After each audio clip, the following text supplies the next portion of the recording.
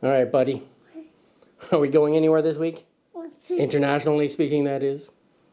Not really. I mean, the focus this week, speaking of focus, it's a focus tab. Yeah, little thing there. Oh, it's pretty tiny. But this is the topic this week, is a focus tab. Do you like them? You don't like them. Are they useful? Are they not useful? Yes, yes. No! Are they useful? So? Yeah, I think so too. Especially when you're talking about rangefinder lenses like this one. This is a Leica 28 millimeter. But they are useful for particular purposes, and that's what we're going to talk about this week. Do you like them? Do you not like them? So generally, are we going anywhere? That question isn't really applicable to this one because, again, they're made all over the place, but mostly Germany. Ha, ha, ha. Even though this lens is made in Canada. Good day. How's it going? Okay. Boy. But anyway, Germany, Canada, Japan, I'm turning Japanese, I think I'm turning Japanese, I really think so. we're going everywhere. Everywhere. All right, so get yourself something to eat or drink. Get yourself comfortable. We just come in with. Oh, if you don't mind. It's not Okay. really. And let's get it on. Here I am, Vietnam. This is Camera Talk with Dr. Scott and Dylan. Dylan, wasn't that exciting? All right, just as the intro says, this week we're not really reviewing any lenses or cameras or manufacturers or anything like that. What are we talking about this week? We're talking about focus tabs. A focus tab, or finger tab, or whatever kind of focus assist. You can call them many different things. But really, what are we talking about that for? Well, because in the world of photography, there are those people who love them. Yes. And those people who hate them. No way. So which camp do we reside in, huh? Are we lovers or are we haters? We're lovers? What? Yeah, he says we're lovers. I tend to agree with Dylan's analysis there. We do tend to love our focus tabs. It's how you use it. Now, a focus tab or a focus assist or a finger tab or whatever has its pros and cons. And that's what that's what we're going to look at this week. Now, they were basically designed back in the day when there was only rangefinders, like my Leica M9 and M10 here. The M10 doesn't really quite count because it has live view, or you could put a electronic viewfinder on the top, and therefore you're not really using the rangefinder mechanism. But the M9 is strictly a rangefinder. Even though it's digital, it is still, there is no live view or anything else. So you have to rely on the collaboration between the viewfinder and the rangefinder over here. They work in tandem to focus, to get focus on the subject that you're going to take a picture of. So anyway, so focus tabs were designed for that purpose. Alright, let's shift you over onto this side, mister. I say because you're constantly making me forget where the heck I am in my presentation. But again, what they were designed for, and I'll use this one as an example. This is the 50 millimeter f2 Sumar. Now this was introduced back in 1939.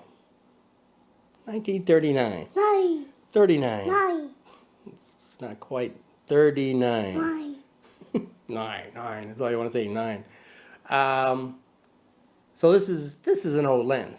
This is older than Daddy. This is older than Grandma. It's not quite older than Great Grandma, but it's older than we all are here. At least we're not fucking idiots. So anyway, 1939. Now as you can see, whether you can see that far or not, there is a little tab here. And one of the differences between the modern focus tabs versus the vintage ones is the focus tab here on the older model has a button you have to depress, because right now it's locked. Oh, no, it's not. Now it's locked. Wait, there we go. Phew. Daddy's a little challenged today. Talk it out, man. Now it's locked and it won't move anywhere. You need to depress the button at the top of the focus tab, and now it's released, and you use this to focus. Now, again, the benefit of this, obviously at infinity, it's called an infinity lock, is so that it doesn't go anywhere when you're traveling around with it or packaging it or shipping it or whatever. This is, again, a collapsible lens. So again, in the day, these things had their features, and that's what they were used for. But all the way up through the rangefinder period, and again, this wasn't particularly just associated with Leica either, or Ernst Lights, as it was known at the time as. But Zeiss and Canon and Nikon and everyone else who were producing rangefinders also used focus tabs on their lenses as well. So it was a very common thing. And then when SLRs came into existence, they went away, and everybody went to just a regular focus ring that you grab with all your fingers and move accordingly. So it's kind of where that all came from. Now, as we said, they're still used to today. I mean, this is a Leica 35 millimeter. English, motherfucker, do you speak it? A spherical FLE. It's not the latest version, but it's the one before that, and it has a focus tab on it as well. But one of the things you may notice or not is the focus throw is very short. Here's close focus, there's infinity. Close focus, infinity. Wax on, wax off. It doesn't have a long focus throw, so that in itself is one of the benefits of having this focus tab on the lens itself. Now again, because I have this one mounted, I can use it as an example too. The other thing is, if you have, again, grabbing from your traditional way to focus would be like this, right?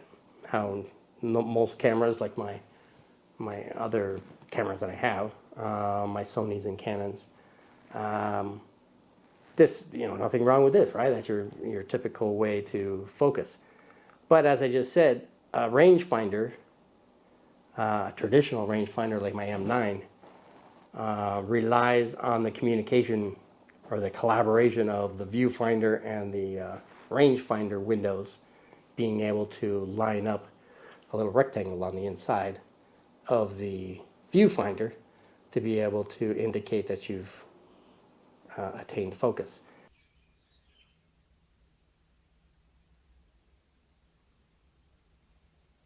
Now, if I'm using the traditional grabbing by the fingers and turning, as you can see, now I'm blocking my viewfinder, and therefore my rangefinder is not going to work. So therefore, oh sorry, am I blocking your face? See? I know all your fans are like, oh my God, I can't see Dylan, I can't see Dylan. That's terrible. So I'll lower this down just for your benefit. So now if I use my finger tab instead, now my hand is down here the entire time. And it's, yeah, can you see in there? Can you see them lining up? You're going, wow, wow. So that's definitely a benefit in that regard. Now, if you're not obviously using a rangefinder as a rangefinder, as it's designed to be, then that's a moot point and it doesn't really mean anything to you. But that's what the benefit, one of the benefits of it is.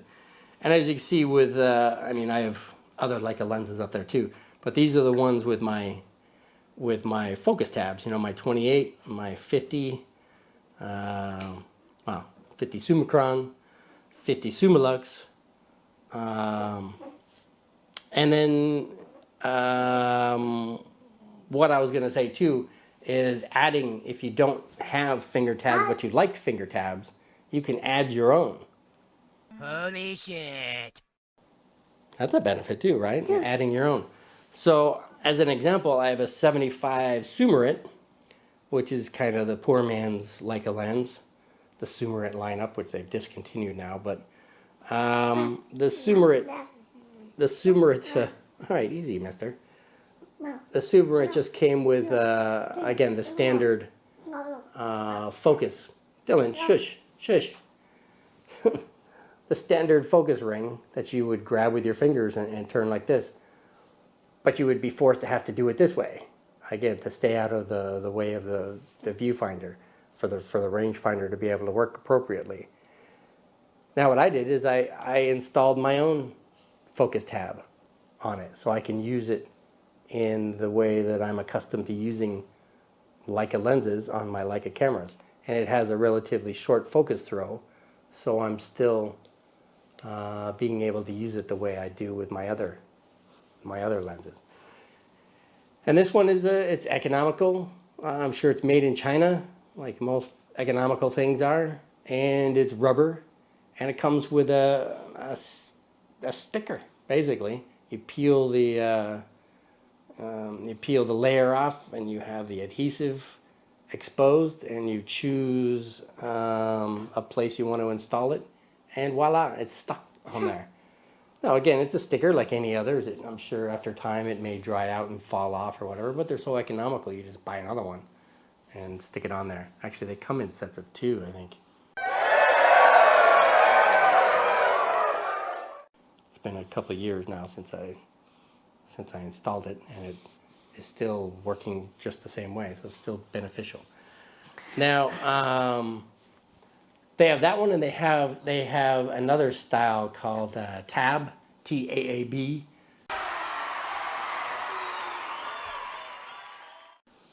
Design, which is circular. I don't have one, but let's say I'll use my 90 Summicron R. And I have it adapted so I can use it on my M10. And this is a great portrait lens, by the way. But this Summicron has a much longer focus throw. Like it's 1, 2, 2.5, almost 3 times around to get from close focus to infinity. A focus tab is not going to benefit you in any way on that. So again, there's reasons for a focus tab and reasons against one. And I would not be putting a focus tab on my 90 Summicron. Now let's just say this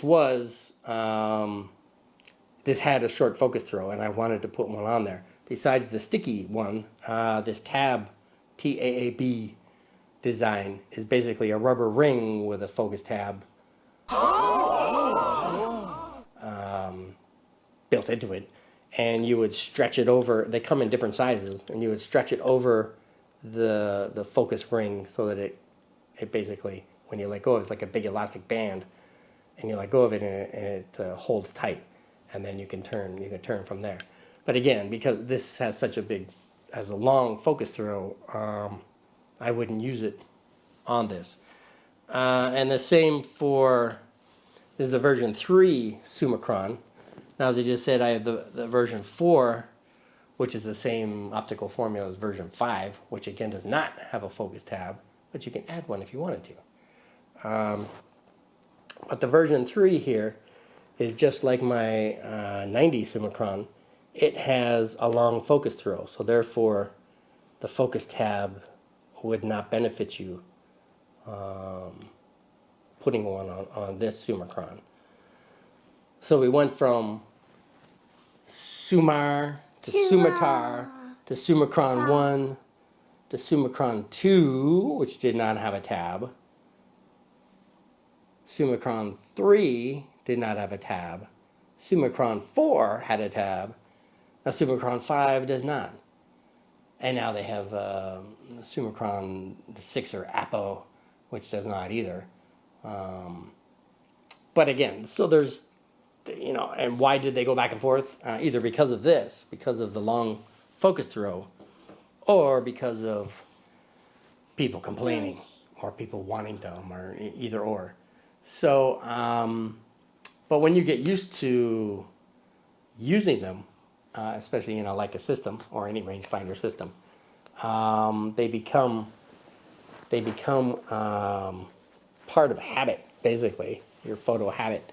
So therefore, when you don't have them, you miss them, and then you end up doing like what I did on my 75, is just install your own on there. I also have a Voigtlander 75, also a rangefinder lens from Cosina, and I did the same with that one too. I added a focus tab stick-on to that one because of the fact that it had a short focus throw, and I'm using it on my Leicas, so why not use the same?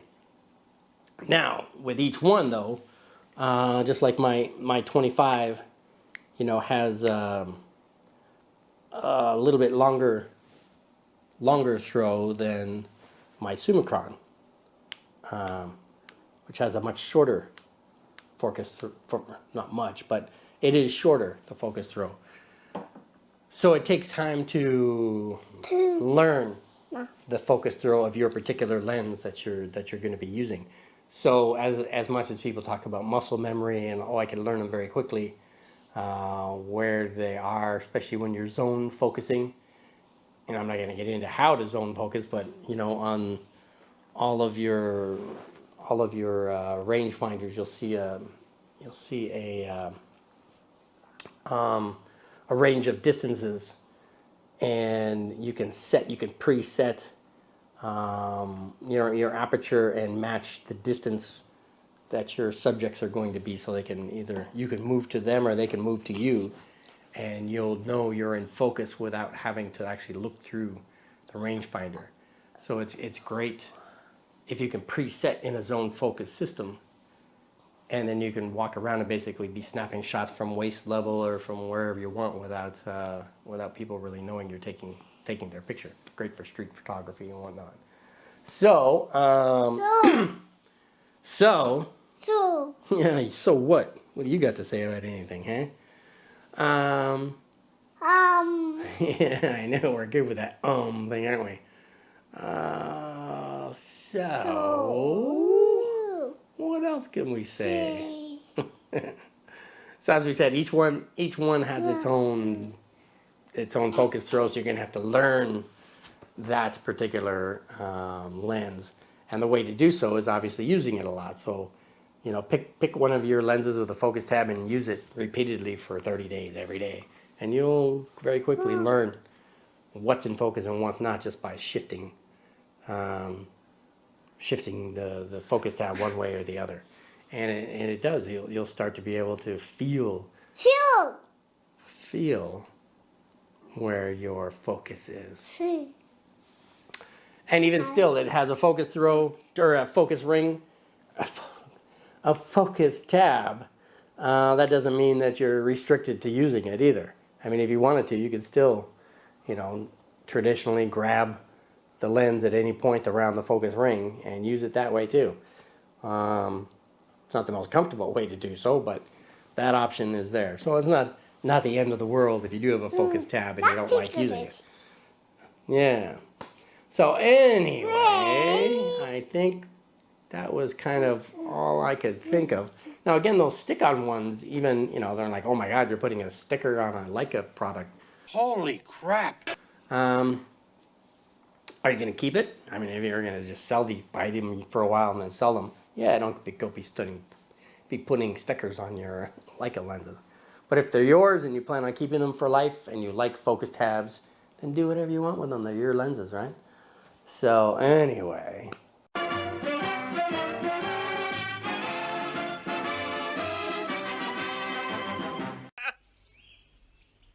And now for something completely different. We've got here is... I'm a fucking artist. I'm sensitive as shit. Okay, so Dylan had a little bit of a meltdown there. We got him all straightened away. It's what happens when you're 3 years old and you're kind of lose touch with your emotions every now and then. Actually, it's multiple times throughout the day, but Why is your problem? you'll get over it. You'll get over it, buddy. You'll look back on this video later in life and go, oh my God, what the hell was I crying about? Get the fuck out of here. Anyway, well, that's all we could talk about with focus tabs. Can you recommend them? No, you don't recommend them to your fans? All right, that's fine. Giant twerp, scumbag, fuckface, dickhead, asshole. Dr. Scott does. You know, if you're a Leica shooter or a rangefinder user, they can go great. But even when I mount these things on my mirrorless, like my Sony A7R II or something, I still use the finger tab or the focus tab, because it's such a natural thing to do when you've been using them for so long.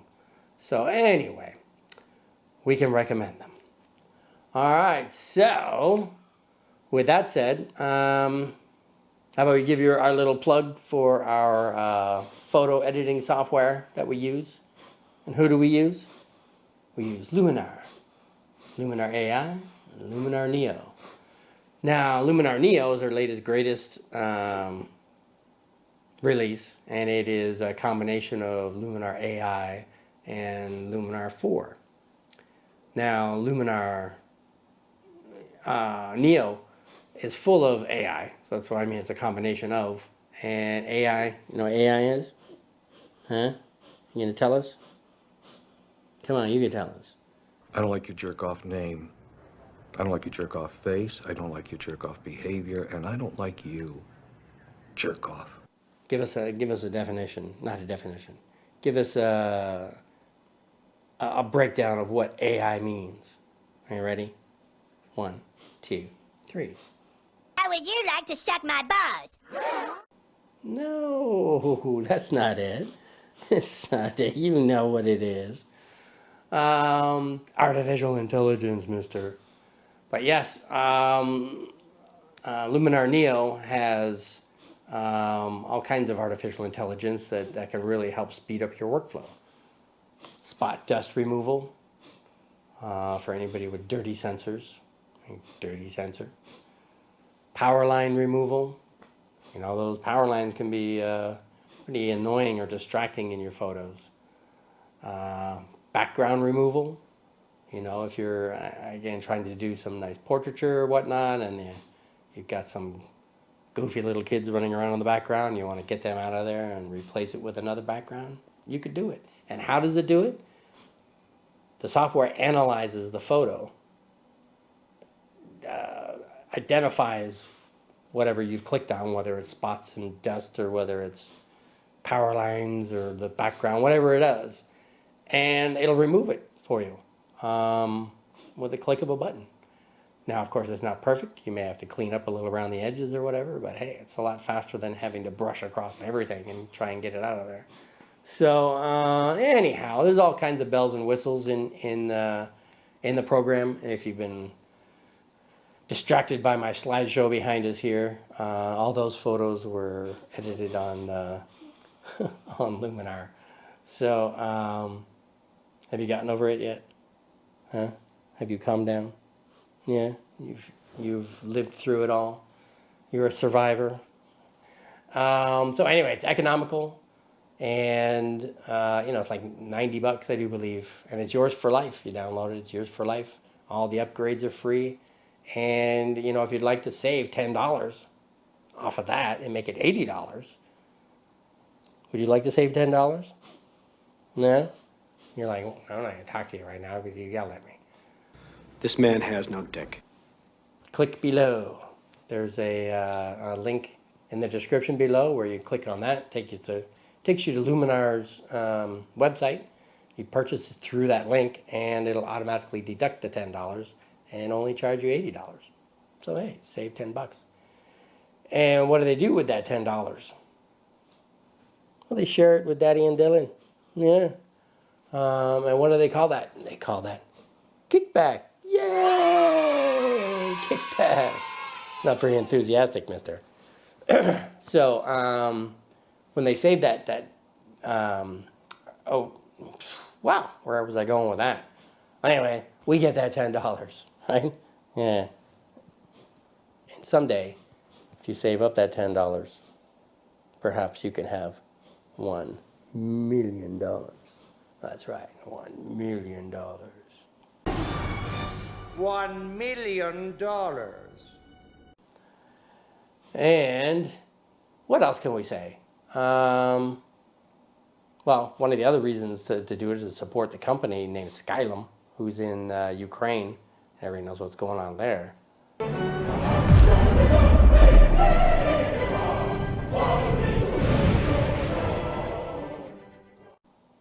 Boo, Mr. Putin. Get out of Ukraine already. So, other than that, well, how about we get everybody to support our channel? I don't mean financially. We mean through subscriptions.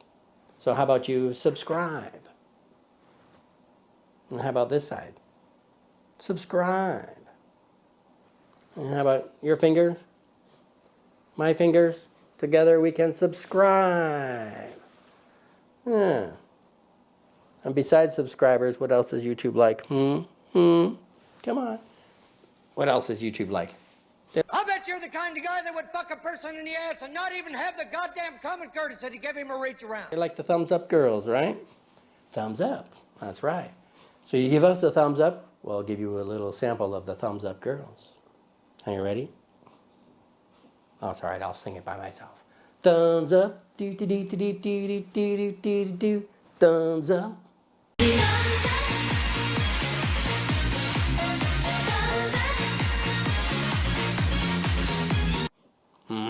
Aren't they cute?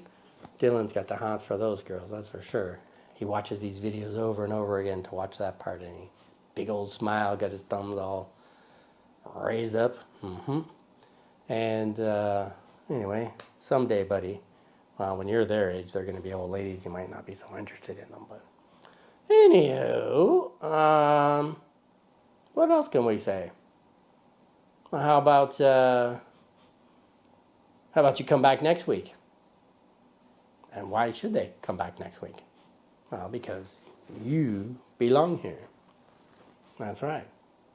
And where do they belong, mister? What's the name of this show? Well, this was Camera Talk with Dr. Scott and Dylan. That's right, not so excited like you were at the beginning, are you? You are a smelly pirate hooker. And who are we? Well, you're Dylan. I'm Dr. Scott. I'm Batman. Together we are all Modesty Photography. We're here to talk about tips and tricks about photography. Like today we talked about focus tabs, you know. We talked about vintage lenses, vintage cameras, really just about anything photographic. It's not off limits. And usually Dylan's a little more involved in the video, but since he had his meltdown, he is now in solitary confinement.